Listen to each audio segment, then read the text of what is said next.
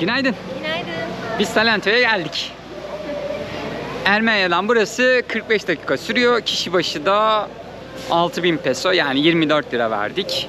Ve buraya geldik. Evet, şehir hayatından sonra bayağı iyi geldi bize burası.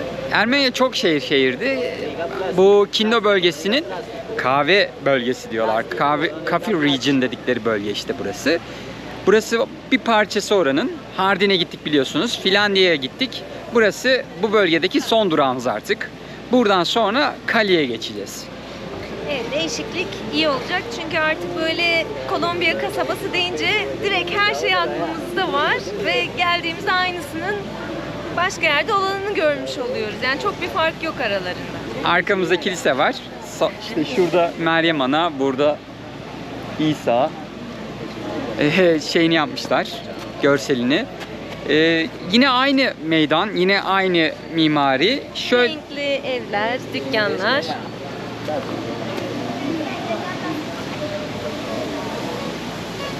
yine vililer.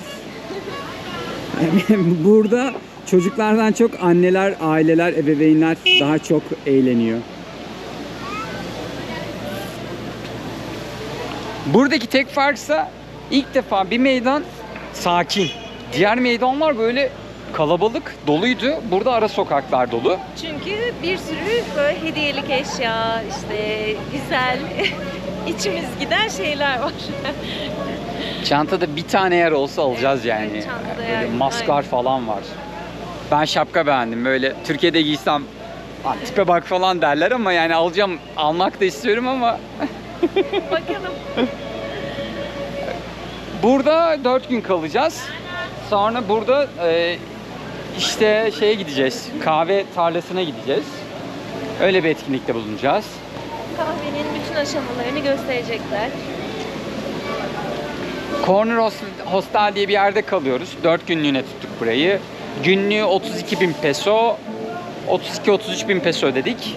Kişi başı. O da 140 lira yapıyor. Ya da işte 7-8 dolar civarı bir şey yapıyor. Yazan yorumların hepsi doğru çıktı. Gerçekten çok küçük. Ya, temiz, güzel, hani bir sıkıntı yok. Ama uzun süreli kalmaya gelirseniz tavsiye etmeyin. Gösteririz size hostelimizi de. Güzel kasaba, sakin. İşte hafta sonu kalabalığı oluyor. Şimdiden bile artmış durumda burada kalabalık. Hemen Böyle şu aktivite. biz yarım saat önce geçtik. Kahve içmeye gittik. Bu amca ve teyze dans ediyor da hala ediyorlar. Kolombiya demek müzik demek, dans demek, eğlence demek, yemek demek. Vazgeçmeyecekleri 3 şey var. Müzik, yemek ve eğlence. Evet. Alkolü de çok seviyorlar bence. Evet, bence de. 4 oldu değil mi? Öyle şimdi sokak aralarına dalıyoruz. Zaten bizim hostelimiz de orada. Böyle geleneksel kahveciler var. Bugün buraya böyle pazar kuruldu. Balcı var. 5 kavanoz bal 100 lira.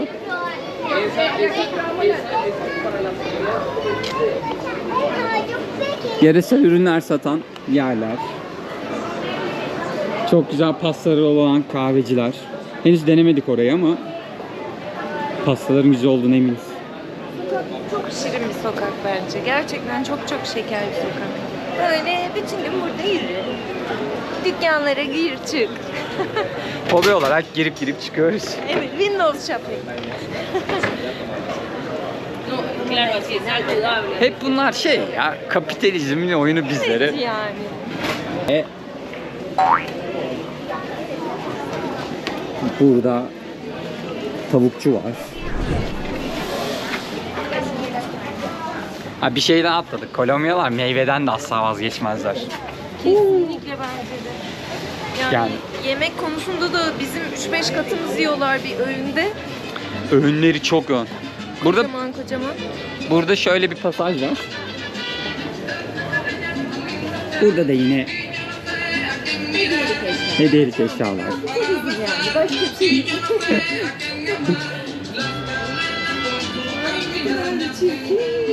Şu ayakkabılar burada çok meşhur. Espadrille tarzı şeyler.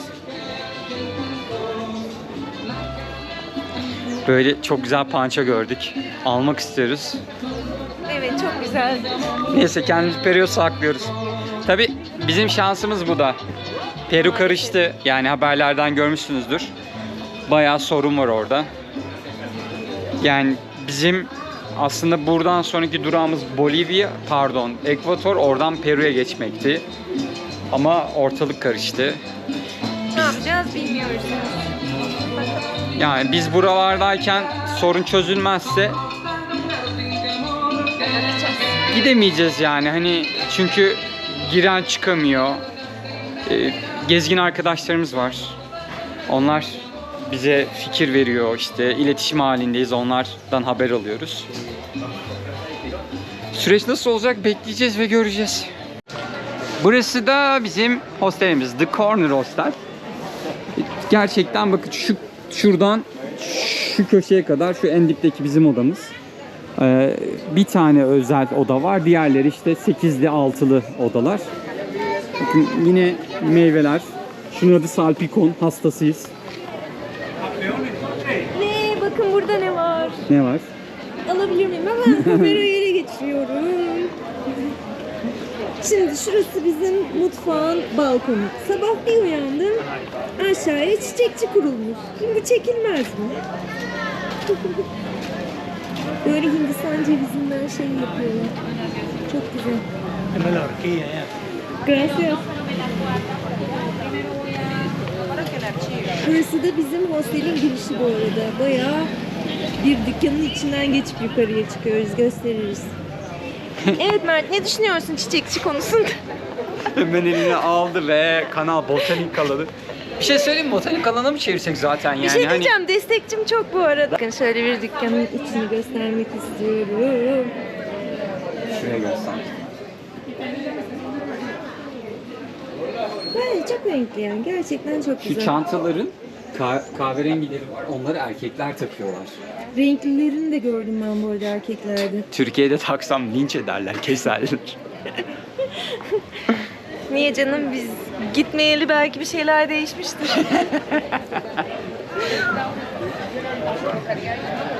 Dükkan var bak, elçi.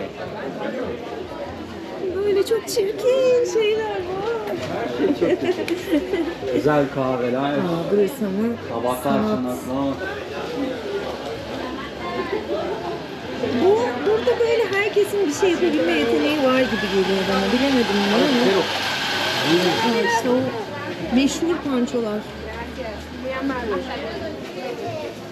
Benim işte gördüğüm panço bu. Evet, gerçekten buna bayıldım. Çok güzel. Ne kadardı? Biz sormuştuk. 150 peso, yani 600 lira. Gracias.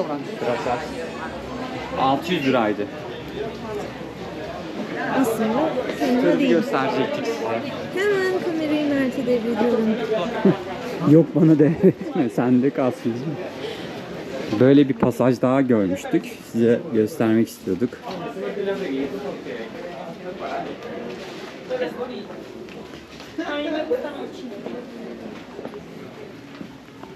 Şunlar çok şıklar. En çok alıp getirmek istediğim şeylerden biri de şu. Şunun güzelliğine baksanıza. Bir an dedim kaktüslere gidiyor. Yani çok götürmek istediğim şey değil. Baya çiçek böcek peşindeyiz ya. Yine o çantalar. Bu çantalar her yerde. Şunlara hayran oldum ben. Hola. Şunlara hayran oldum ben.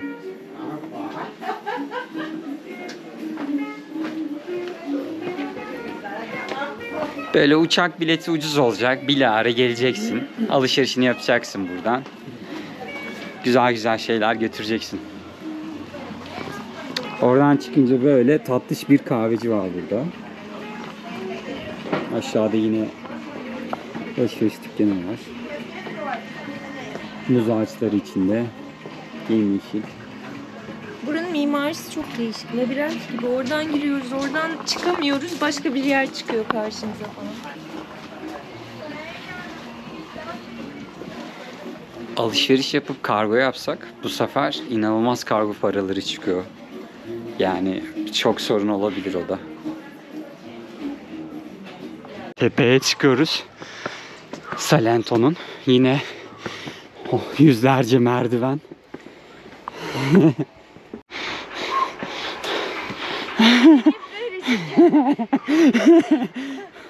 Manzaramız böyle. Meydan orası. Oradan geldik. Merdivenlerden çıktık. Son merdivenler.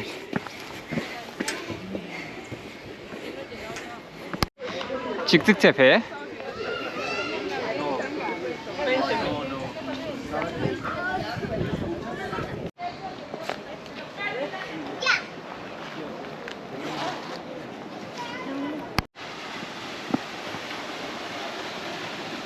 Evet, burada da foto çekiniyor. Artık ben yorum yapmadan kendi kendine yorum yapıyor. Aha, nereye geldik? Botanika. Kaçış yok.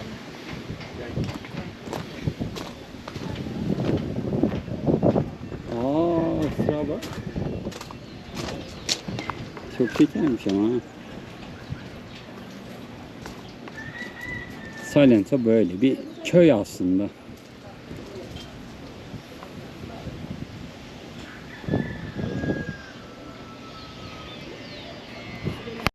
Havası o kadar temiz ki. Kolombiya'da bir şey daha dikkatimizi çekti. Kimse sigara içmiyor, biliyor musunuz? Gerçekten yani 10.000'de birdir belki. O kadar düşük ki. Çok nadir görüyoruz. Görünce de şaşırıyoruz. Kimse sigara içmiyor. Burada tabii şey de yok. Soba, işte diğer türlü ısınma aletleri kullanmıyorlar. Genelde işte soğukta battaniyeyle falan uyuyorlar. O yüzden havası inanılmaz temiz. Ne haber ya? Nasıl değişikmiş? Nasılsın ya? Sen çok tatlısın. Ne haber? Gitti. Sevmedi beni.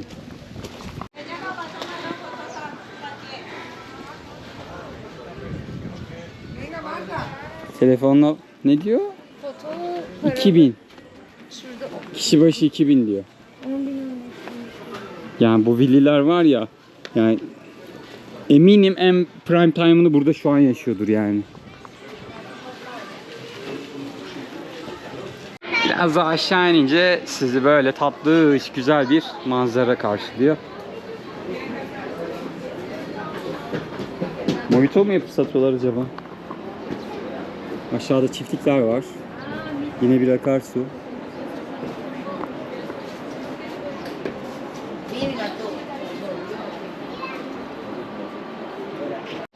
Salento saydığımız o Hardin, Finlandiya ve Salento üçlüden en turistik olanı Salento diye biliyorum. Öyle de gözüküyor. Bence Finlandiya daha güzel. Bence de daha güzel. Daha küçük, daha tatlış. Ama burada da sanırım daha çok aktivite var etrafta yapılacak. Paranız varsa aktivite çok. Yani kapıdan ayağınızı attığınız anda aktivite. Google'larsınız bir dünya şey çıkıyor. Burada biz bugün gidecektik de birazcık ben rahatsızlık çekiyorum. Karnım ağrıyor. O yüzden çok uzağa gitmek istemiyoruz. Biz Kokoro Vadisi'ne gideceğiz. Upuzun böyle wax palm dedikleri palm ağaçları var. Onların olduğu bir vadi. Çok turistik bir yer. Girişi bu arada yine özel mülkmüş orası. Çok tuhaf. Gerçekten o inanılmaz tuhaf. Herhalde başka hiçbir ülkede böyle bir şey görmedik. Bayağı ormanlar birilerine ait yani. Devletin veya işte halkın ya da işte şeyin değil yani. Sokak aralarında böyle görevliler var. Burası çok turistik yer olduğu için hafta sonları otopark ücretli oluyor. Nere olursa olsun evlerin önü bile para alıyorlar.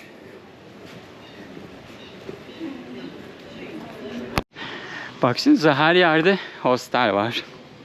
Otel var.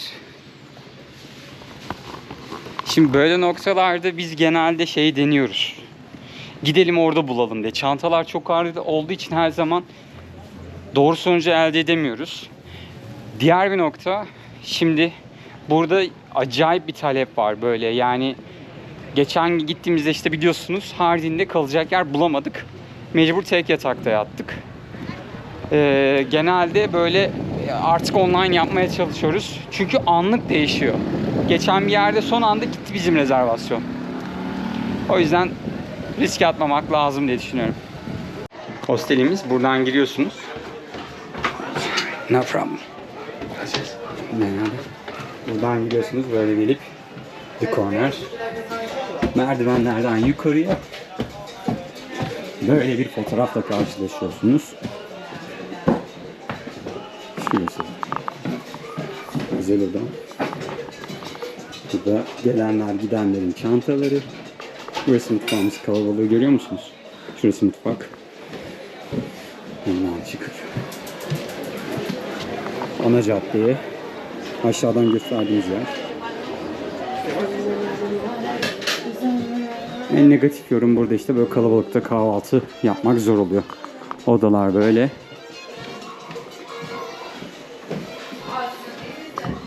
Burası tuvaletler, el yüz yıkama. Banyolarımız. Burası da bizim odamız. Isra. Ne yiyorsun Isra? Çikolatalı, arepalı. Arepalı mıydı? Ay sarelli gibi düşünün yani. Yok. Çikolata yok. Neydi? Kahveli Hindistan cevizli bir şey. Böyle stadyum gibi içerisi. Video editleyecektik. Yer yok video editleyecek. Neyse. Ucuz etin yahnisi. Tomorrow for sure. Günaydın. Biz şimdi sıradayız. Ne sırası? Kokoraveli sırası. Bu uzun ağaçların olduğu yerleri göreceğiz. Şöyle gösterelim. Gidiş dönüş bilet veriyorlar. Burada sıraya girdik. Kişi başı 9.000. Ne kadar yapıyor? 36 TL gidiş geliş. İşte görüyorsunuz. Gezi insanın beynini geliştiriyormuş. Matematiğimde bir ilerleme fark etmişsinizdir. Yine jiple gidiyoruz. Jiplerden inmiyoruz. Aa, ne oldu? Hocamın kafası koptu.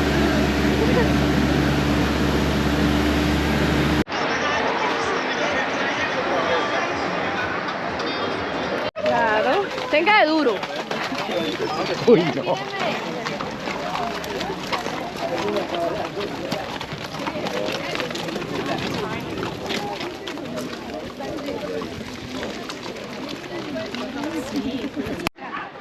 Giriş yaptık Kokore Vadisi'ne. Valisi diyecek. Valiye giriş yaptık. İçeri alacaklar beni. Neyse. Giriş 10.000 peso. Yani 40 lira. Bu arada geldiğimizde 3.8'di. Şimdi 4 oldu. Yani tam 40 liraya tekabül ediyor.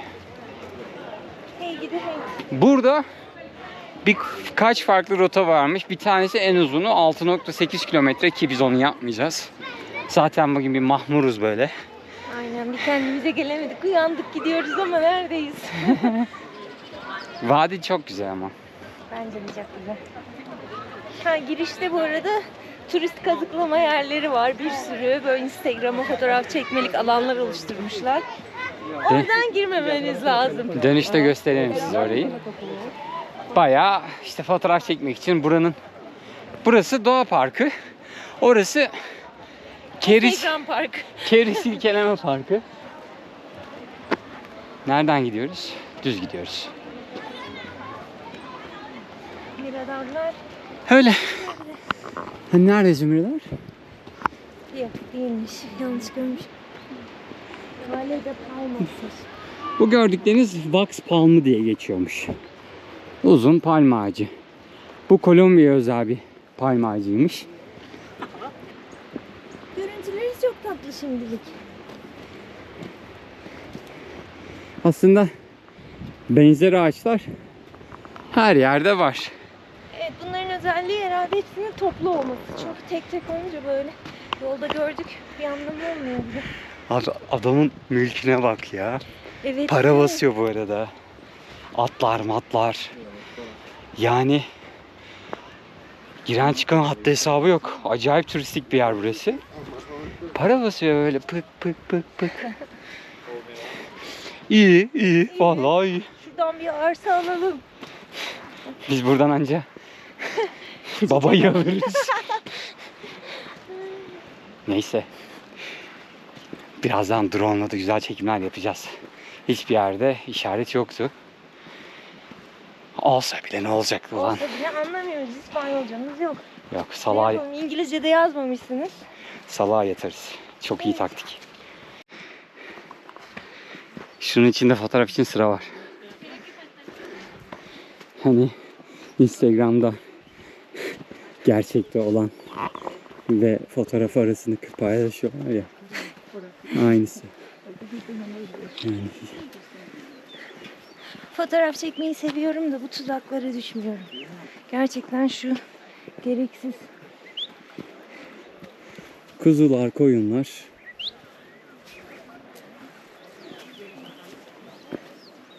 İnekler.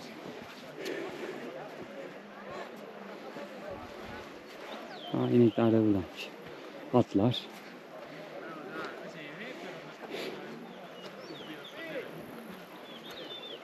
Bir çok güzel ama yemişim. Yani giriş ücreti de makul bence. Full böyle buranın arkasından gidip şöyle geliyor olabilirsiniz. İnsanlar farklı rotada izliyor ya da buradan geliyor, geri iniyor, şuradan çıkıyor, orayı görüyor, gidiyorlar. Ciddi uzun ya.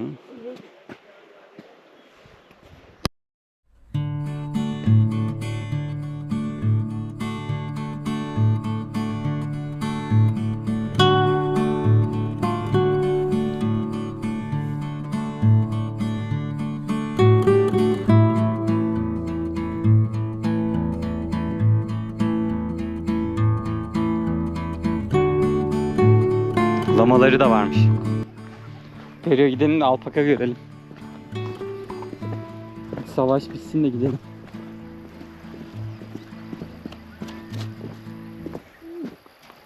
Şimdi de böyle buradan yukarıya çıkacağız. Buraya gelecek olursanız kesin botlarla gelin. Şuradan geldik. Şuralara gideceğiz.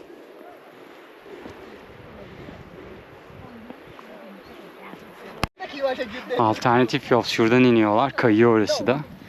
Oradan inip yine alternatif yol burası. Normalde yol yokmuş. Kırmışlar burayı. Kısa olsun diye. Yoksa öbür türlü şuradan ineceksiniz. Teyze inemiyor.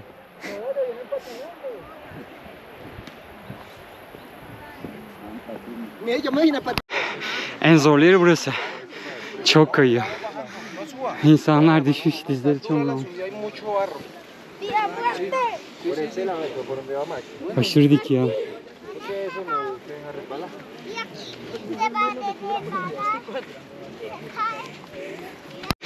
Minik. Çok güzel çıkıyor. Hiç bozuntuya vermiyor. Az kaldı. Esra.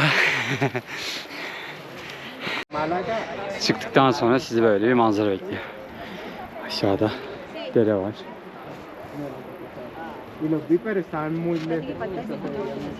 Şanslıyız, yağmur yağmıyor. Yağmur yağsa var ya patates oluruz. Tepe kısmı kalabalık. Herkes fotoğraf çekiyor. Biz de geldik, dinleniyoruz. O kadar güzel bir hava var ki. Evet, hava ekstra güzel. Dağların üstü dumanlı. Dumanlı dağlar. Mükemmel sesimle. Aynı Karadeniz ya. Bizde her yer Ayder. Yeşillik görünce Ayder yaylası. Dağ başında bulut görünce Ayder yaylası. Ama güzel şimdi orası da.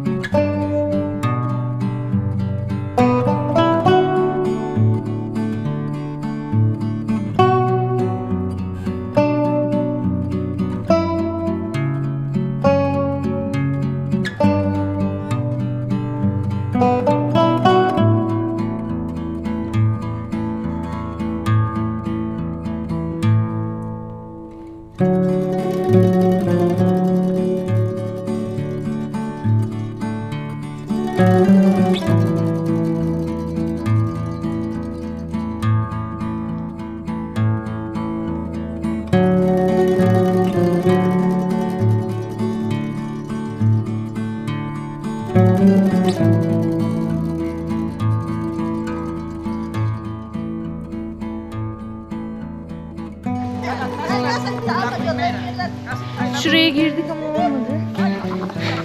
Az önce drone uçarken ağaca çarptı. Şimdi sinyalinden bulmaya çalışıyoruz. Şuraya falan girdik. Mert şimdi arıyor. Sinyal bir geliyor bir gidiyor falan. Var mı sinyal? Şuraya da bak. Gel. Bak şuradan sonra çarpıyor. Aa, yol var ya. Yolun üstünde mi? Galiba yolu geçtikten sonra şurada bir yere çarpıyor. Şu yol gidiş yolu tabi. Onu geçince çarpıyor. Yani O zaman oraya çıkacağız. şurada bir yerde.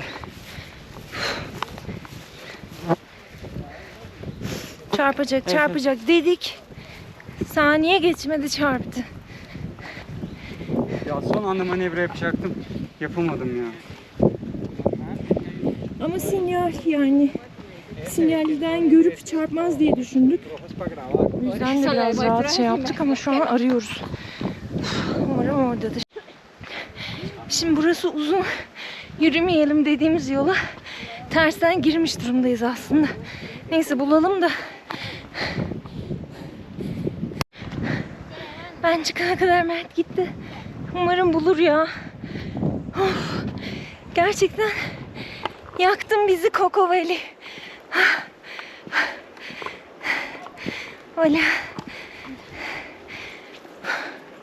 Ama ne tarafa gittin Mert acaba? Geldim. Duydu. Öyle.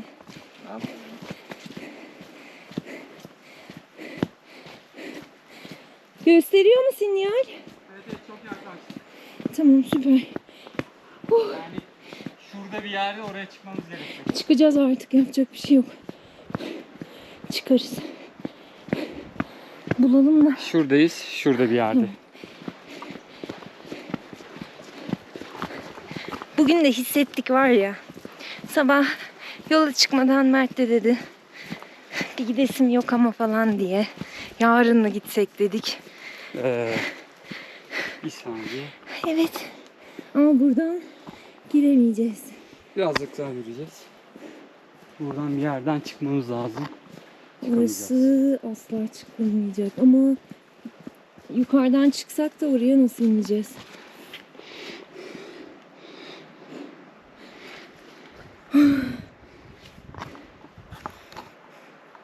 Şu an çok yakınız ya.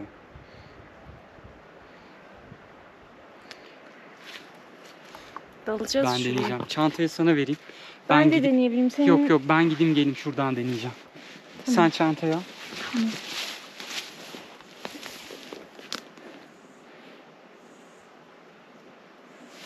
Altımızda oturduğumuz yerden hep ıslandı.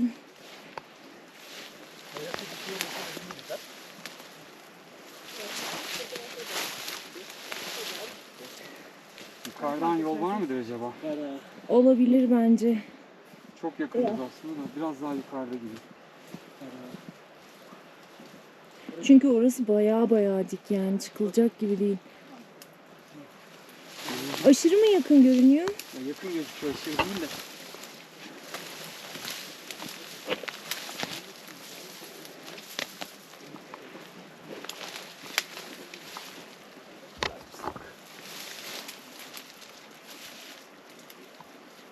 Burada dikenliymiş ya.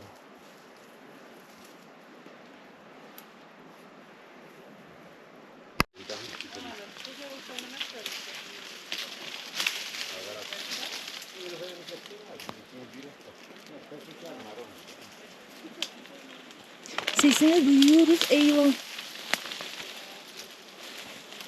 Orada da ağaç kırılmış. Yapma kuzucuk. Çok kayıyor burası. Çok En üzgünüm. boktan gün. Hale bak. Tırmanamadım.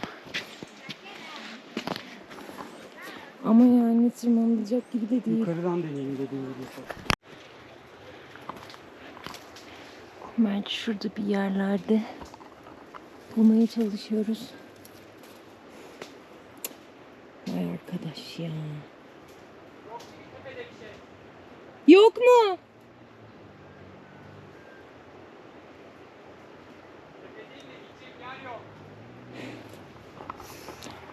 Gidecek yer yokmuş. Nasıl olacağız ya?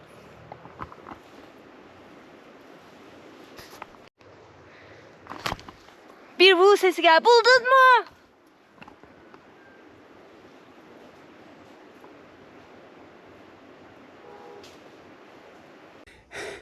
Bir daha almak çok zordu. Bunu yapmak zorundaydım. Bakar mısınız? Kollarım parçalandı. Macera yaşadım ama hiç istemezdim bunu.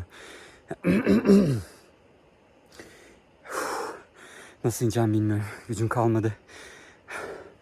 Ağacın gövdesi çok ıslaktı. Oradan çıkmak çok zor oldu. Şuradan çektim. Şu aradaki ağacın diğer tarafından tuttum. Zor zor çektim. Aşağıdan çok salladım ama etki yaratmadı. Şerefsiz burada. İşte benim salaklığımın sonuçları. Ben dedim tam circle yaparken, işte daireyi çizerken dedim çarpabilir mi dedim. O anda çarptı. Keşke kendim çevirseydim orada. Ağacın üstünde kalmış. Zar zor buldum. Ağaca tırmanamadım. Gücüm yetmedi. Ya tırmanırsın da yosunlar tutmuş. Tırmandım yarısını. Aşağıdan sallıyorsun düşmüyor. Yukarıdan salladım düştü. Bayağı buralarım falan parçalandı. Elim falan parçalandı. Kollarım. Ben de 40 dakikadır burada bekliyorum. Son 20 dakika hiçbir şekilde haber yok. Tam polisi arayacaktım. Böyle aşağıdan gelmeye başladı. 3 kere tırmandım. Sesimi duyurmaya çalışıyorum. Duyuramadım. Sinir bastı. İlk çıkmaya çalıştığımız yerin 2 metre altından çıkıp devam etsek oradanmış. Sonra biz buradan çıkış yaptık. Ya ben tepeye çıktım, oradan tekrar indim. Üstüm başım perişan.